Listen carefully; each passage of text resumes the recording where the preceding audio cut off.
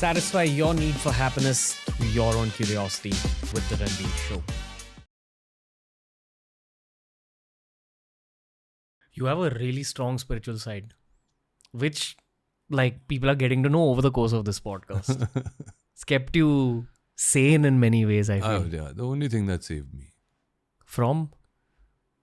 going insane, I guess, or has been my speed breakers where they correct you, checks your speed, वापस गाड़ी रफ्तार में लाओ, you know what I mean? Give you the slap at the right time, an awakening, and protect you and pick you up when you need it, so you have to fall back. So yes, I've always had that from childhood, and I think that comes from my upbringing. I've always gone to temples, I've gone to a church, I've gone and prayed in different places. I almost went into Buddhism at one point in time.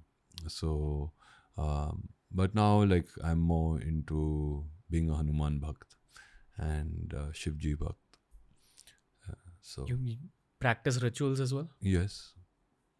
Like mala jap or something? I do stotras, I do the Hanuman Chalisa. I do it all. Why Hanumanji? And I ask this because I feel deities bring an energy into one's life and you're drawn to the energy that you actually need. But when I was a child, I used to get scared of the dark.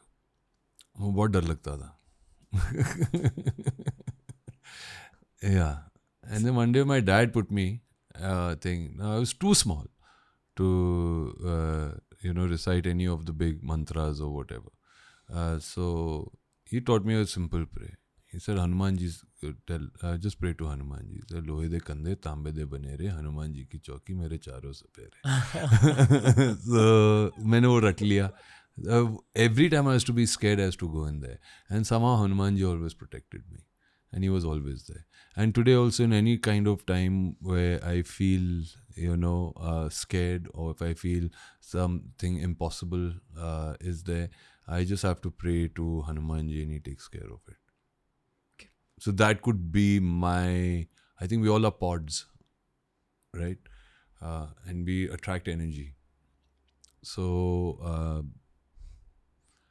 I think Hanumanji could be that one button or formula which I press, and that pod gets awake, and then I can attract whichever energy that I want to attract.